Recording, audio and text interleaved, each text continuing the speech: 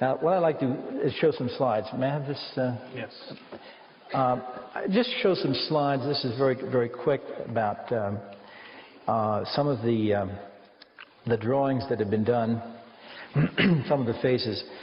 Now, I told you the story about the man whose only recollection was a dread of a certain stretch of highway. One of the major, a dread of a certain place is very common.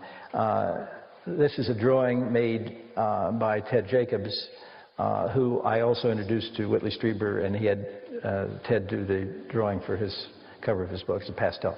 But the man that I had been describing had Ted make the drawings of these figures. Now, it's interesting, almost everybody, when they finish the drawing or have the drawing done, they look at it and say, it's sort of right, but it's not quite right. It never seems to be exactly on target. It's an odd thing. But that's a typical example. Now, this we'll have to get back a little bit to see together. The drawing on the right was done by Kathy Davis. The one on the left was drawn by a woman from North Carolina who had a UFO experience. When I was giving a lecture one time and showed that slide, the woman who had made the drawing on the left had never seen the one on the right, and she took one look at the two together and came up to me after the lecture, and tears were running down her face, and she said how shocked, horrified she'd been when she saw this. She said, you know, but I don't want to believe that happened to me, that it really happened to me.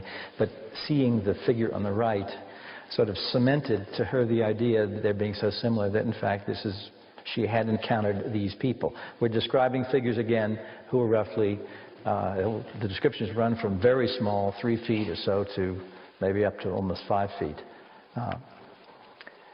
This is a drawing involving a case in Canada, and the woman gave us a nice side view to show that the eyes wrapped around the side. Now, her conscious recollection of her abduction is interesting.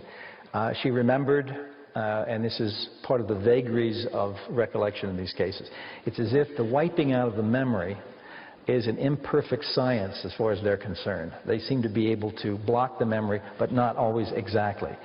This woman remembered. Maybe they don't want to. Maybe they don't want to, but it's worked in a very odd way where one man had an abduction experience which involved a missing time period of about 2 hours, but subsequently he forgot all the events of the whole week. It's as if, and yet he was going about his business. He went to work, he came home, and his family were in touch with him and so forth. But it's as if they gave him a little overdose of anesthetic, and it took everything else with it, along with the abduction experience. But this woman awoke. She was, I believe, 8 or 9 years old. I've forgotten. She woke up in the middle of the night in a farm near Toronto, outskirts. Found herself absolutely compelled to go downstairs and go outside. And she walked out not knowing where she was going, and walked down a road. She knew exactly where she had to go. Walked up a field, and she saw this illuminated square form against a black mass, and it turned out to be a doorway in an object, and there were these two little people standing there, and she knew that she had to walk right inside, again, as if she was compelled. And she remembers that now this is all conscious recollection, that she was to get on this table. And she took one look at the table and this implication of helplessness and so forth, and said, no way am I getting on that table. And the next thing she knew, she was walking back up the road to the house. And she remembered all of that consciously. Of course, the part she didn't remember is that she ended up on the table. Many times people think that they have won this little battle, and in fact they haven't. This is a drawing, a 3/4 head, and this is a case in Erie, Pennsylvania. This woman awoke she'd had many experiences, it's quite complex, but one rather bizarre one. She awoke hearing a strange sound outside the window, and there was a tree branch outside. She remembered the tree branches shaking and jumping, and as if she heard something walking on the roof. Then the next thing she knew, she was back in bed and had no recollection of what happened, except that the branches were broken. There was something very strange that had occurred. Under hypnosis, the craft had come directly down next to the window, her bedroom window, second-story window. She was taken out the window into the craft, and under hypnosis, the way the scene ended, they put her back on the windowsill, the second-story window, and she remembered sitting on the windowsill and watching this thing moving away, and then looking around and realizing that here she is in her nightgown up there. How did she get there, as the memory had been taken away? This is interesting because it's a three-quarter head, and we don't have too many of those. Now, this is a little sculpture by Kathy Davis, the central figure in Intruders, and she made it of ceramic afterwards, and we had a meeting once of our support group, and Kathy had brought this along, and she had it sitting on a little counter, and when the first couple of abductees walked in, everybody sort of jumped looking at it, didn't like looking at it, and finally a woman who was rather fiery of temperament marched straight over to it and wrapped both her hands around its skinny little neck, and it went like that. And it was enormous. Everybody felt this great sense of relief. But I said it was their thought, but they were still afraid to go over. And incidentally, the kind of terror that people feel is so unreasoning to someone who hasn't had the experience. One man who's a very big, burly man said to me, "Bud, if I were in my bed and I have a gun on my bed table and I saw them come in the door," which had happened to him in his bedroom, and the gun was there, he said, "I'd pick up the gun and kill myself." Not them. Not them, himself. Because the terror was that great. But you just said it had happened to him? This had actually happened without the gun. He didn't have a gun at the time. One detail, but I mean, that's the level of terror, and I've heard this from other cases, and I have at least 3 cases where I'm absolutely convinced that a person was tipped over the edge into suicide because of their UFO experiences. That level of terror is very, very powerful. Now, the thing about the Kathy Davis head, which is really kind of charming, I said, "Kathy, why do you have the head inclined back, looking like that?" And she said, "Well, that's why I always see him. He's only this big, and he's always looking up at me." It's realism. This is a case, a drawing of a case that occurred actually in the Bronx, New York. I have within Manhattan itself some abductions. A craft has come down perfectly black, dark at night, right above a building, and a person has taken up a beam right out through their apartment building or whatever. In one case, a man and his sister, whose parents, incidentally, the father is extremely well known in theatrical areas.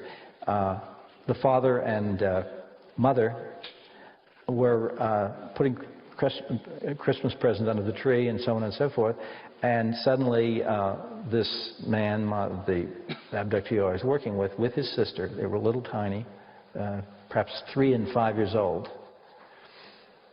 were just somehow floated out of their beds into the room where the parents were, and the parents were frozen, unable to move, and as if they're in suspended animation. We get this in many cases. And this man and as a boy and his sister were taken up a beam of light into the craft. And under hypnosis, it was extraordinarily touching because his sister was on another table and she was being examined and was crying, and he was trying to comfort her, even though he was only, say, 5 years old or 6 years old. But when he first got in this place, not knowing what was happening, it was Christmas Eve, under hypnosis, and this is a grown man reliving it as if he were a child. There's this long silence, and he suddenly says, "Where's Santa Claus?" and bursts into tears, sobbing and sobbing. He knew that somehow it was magical. It had some property of, he didn't know whether it was Santa Claus was involved or what. But at any rate, this drawing is made by a man whose experience, a different person, occurred in the Bronx, New York. I have people from all the boroughs of New York City. What do you think of this selection process? Obviously, these people are chosen and pre-selected. And could they be of descendants of an evolution or even reincarnated of individuals who had been with those spacecraft 10,000 years ago, 50,000 years ago? I suppose anything is possible. We have tried to do psychological testing of varying sorts, interviews and so on, to look for any patterns in these people. The patterns that we've gotten psychologically are very similar, according to psychologists, of the sorts of deficits that turn up in tests done with rape victims. A sense of lowered self-esteem, a sense of great fear about the outer world, and a sense of not trusting their own bodies, their own physicality. Have you ever taken a subject and regressed someone who's had multiple abductions to the next previous lifetime and gone back to see if in that incarnation they had also been abducted? I've never gotten involved in doing past life hypnosis. I take my mysteries one at a time.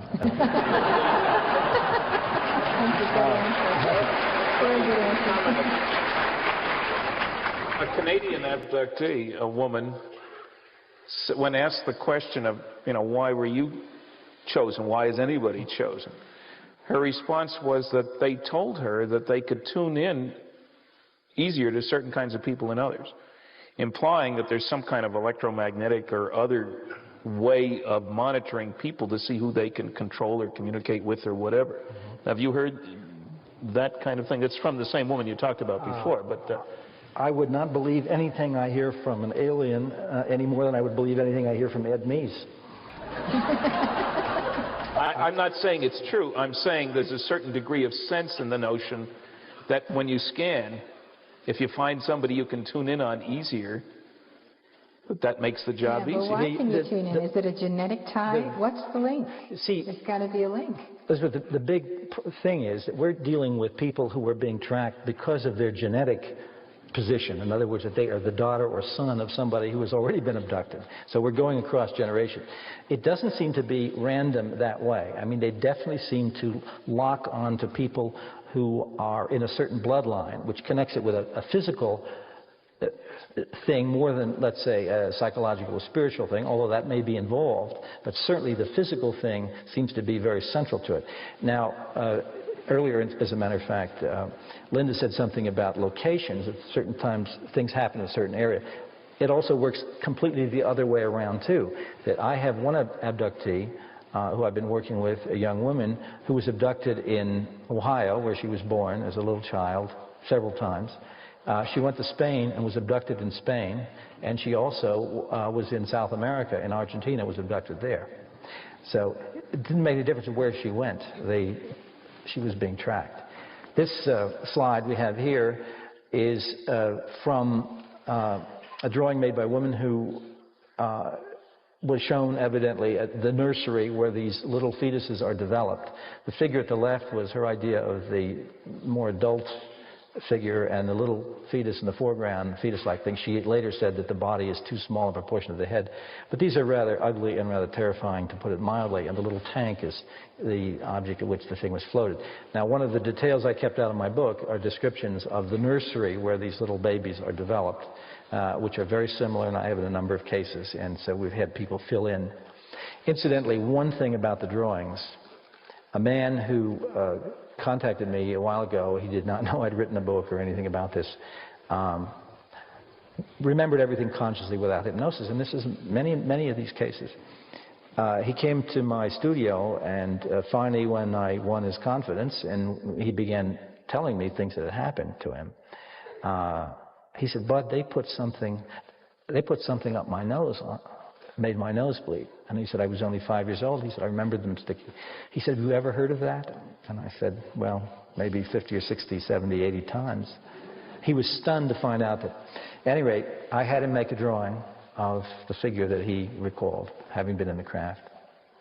He sat down very carefully making this drawing. And when he finished it, it was so much like the others. I opened my book, Intruders, which he did not know about. And he came up with many details in this account that had not been printed in Intruders. And I had absolutely no reason to doubt him. I showed him the book, showed him these pictures. I just slid it over to him on the table. He took one look, his eyes hit those pictures, and he jumped like that, and then burst into tears. And this is a man, I would say, in his middle 30s, married, very substantial businessman, but he sobbed and sobbed. It was such a horrifying shock. He said, "Where did you get those pictures?" And I said, "I got them the same way I got your picture." And I apologized for showing it to him so quickly. But he showed me a scar on his leg. He remembered them cutting his leg when he was a little boy. And he said, "Have you ever heard of anything like that?" And I said, "Yes, I have." These are two scars on the calf, the front of the calf of Kathy Davis. These are what we call the scoop marks. They're little round, they're smaller than your little fingernail, and they're distinct depressions as if a little, almost like ice cream scoop tool was used to remove layers of cells. They were done at 2 different times. I'll show you a close-up of what they look like.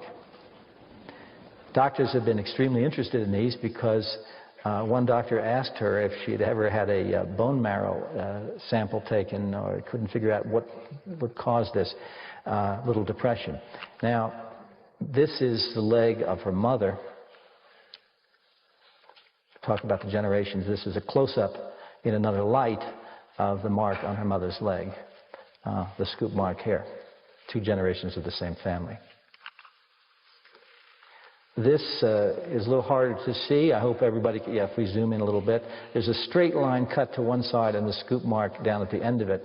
This occurred, just to show you the distribution of this, on the leg of a woman who is now about 32 years old, and this occurred when she was about 4, living in France. This is a French abduction. Same exact thing happening. This is a close-up of a scoop mark on the back of a man who was abducted from Brooklyn. This man's mother is an American and black, and his father is from Pakistan. And there seem to have been other experiences, abductions in that family. It's not yet been thoroughly explored. This is the scoop mark on yet another case. It's sort of unfortunate to be sitting. I think this is probably enough. We can turn off the slides. Sitting here looking at scars is not the most pleasant thing, but I don't know whether it's better than looking at Linda's carcasses. I have to think about that. One of the things. Sort of the same. This isn't all fun, what we do here. You know, I'd like to comment on the terror that you are describing. Generations of young men have gone to war, died on the battlefield. People pass on heroically from terminal diseases or traumatic things. And death is not so great a terror as you have described.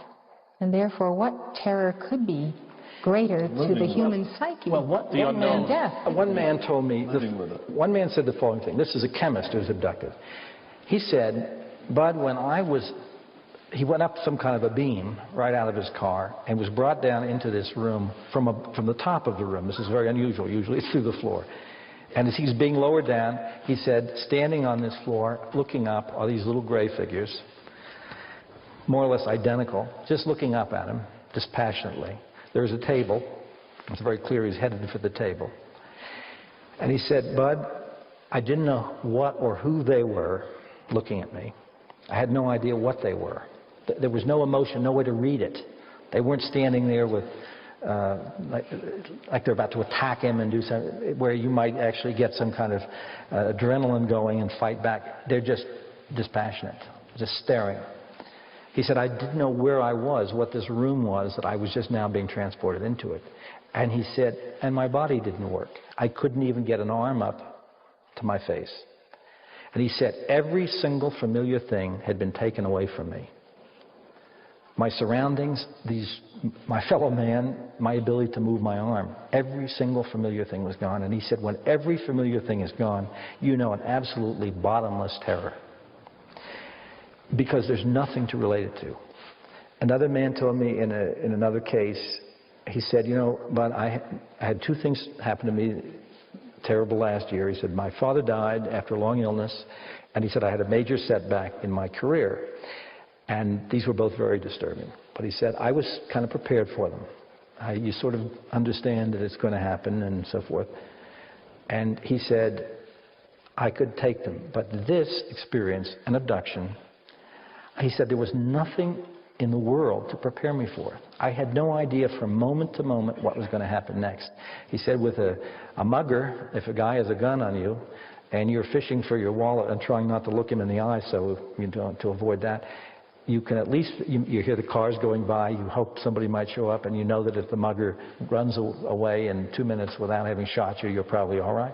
You know certain things. He said, I had nothing to go on, not a single solitary thing. And that sense of unknown, that sense of profound terror, is just beyond the pale. Now, one last thing, and then I'm going to end this because I don't want to, gone awfully late, but it's an interesting thing. there's something I call the skeleton key effect. And that is that when a person realizes that he or she has had these experiences, that knowledge unlocks a lot of strange behavior in that person's life that the person himself, herself, has never really understood. Why I have had such and such a peculiar terror about something or other, a certain place, or certain phobias, or certain kinds of behavior. One man I was talking to about this the other day, and somebody said they didn't like to be touched in a certain place, actually the region of the navel, because there had been these needles inserted in the abdomen. And he said, isn't that funny? He said, the one thing I can't ever stand is somebody to touch me lightly like this. He said, that I just totally fall apart. He said, I want a real touch. But this just drives me nuts. And of course, he's remembering these little hands, these little strange fingers that have moved. Webbed hands. There's a man who is a police officer, and he told me that he had had this phobia about being terrified of spiders. He said, black widow spiders, he said, I've hated them and I've been afraid of them. And he said, that's my only phobia. And I said, well, a lot of people have phobias like that. And he said, well, I remember how this started. And I just asked him about phobias without necessarily connecting with UFOs. And I said, well, a lot of people have spider phobias. And he said, well, mine started when I was 5 years old. I was sleeping in my little bed right next to the window. I remember I woke up in the middle of the night, and right in the corner of the window was a spider's nest with a couple of black widow spiders in it. And he said, I was so scared, and I pulled the blanket over my head, and he said, I just huddled there, and in the morning I just screamed for my mother, and I asked her to take away the spider's nest. And she said, there's nothing there in the window. And he said, there was nothing there. I couldn't figure it out. And he said, my mother explained that black widow spiders don't build nests in a sunlit area like a window. They go under porches and back under things.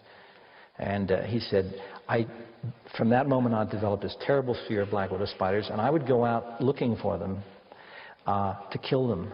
He said, I was scared of them, but I wanted to kill them. And I would get stones, and I would go back under decks and places, and I would find them, and I would smash them.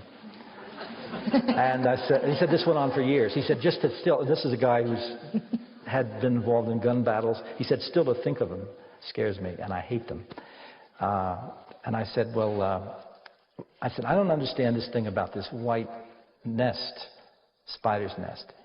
I'm thinking a great big open web, He said, it was just one of those white spider's nests. And I'm thinking, I just don't know enough about spiders, I guess. I didn't understand. He said, it was right in the corner of the window. And I said, well, how many black widow spiders were in it? And he said, 2. He said, they were very shiny and black. He said, they were just like this. Oh.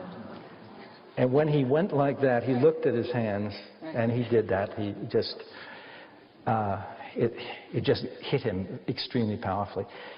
There's a man who was lifted up in a light beam as a little boy into a UFO abduction experience, a typical story. And he said, now, as he explored this and got into it and other things, he said he remembered something that was extraordinarily upsetting to him when he was a little boy, sad to him, not upsetting. He said the Venetian blinds were at a slant, and this beautiful light beam, sunbeam, was coming through the Venetian blinds. And he had a little toy soldier, and he was quite small. This is right after this experience. He picked up the little toy soldier, held it in the light beam, and let go, and the thing fell to the floor. And he couldn't figure it out. He was very upset. He picked it up and held it in the sunbeam 2 or 3 times, let go, and each time, of course, it fell to the floor. And he went in crying to his mother that the beam wasn't holding the soldier. Couldn't understand why that would be. She had no idea why it should hold the soldier. He, of course, knew. This boy said that the first time he was taken around that time to a large office building where there was an elevator, he got in the elevator with his mother, and he said, it's not going fast enough. It's too slow. It's not going fast enough. And she said, but you've never been on an elevator before. He said, I know, but they go faster than this. And then when the doors opened on the 12th floor and he stepped out, he said, we're still in the building. And she couldn't understand where all this was coming from. But the point is, this skeleton key effect, this is just a touching on the situation. It's usually much more profound than these are little light examples. But it's as if people who had these experiences have been leading secret lives that they knew nothing about, and if they had been abducted 10 or 20 or 30 times, they're conditioned by these experiences. We are working on ways in which they can begin to regain a sense of their own power, to regain the illusion of control or something. Is very, very difficult, but the problem must be addressed. And in the meantime, I'm in the position of working with people just to get them through the trauma and try to explore what's happened. And as I said earlier, my sense of myself is that I've been so busy in the emergency room running around with the Band-Aids and the tourniquets that I haven't had a chance to approach the public health issues that we really have to address to see what can be done. But it is a central problem right now. The abduction situation may involve hundreds and hundreds of thousands of people, maybe larger numbers than that. Thank you, Greg.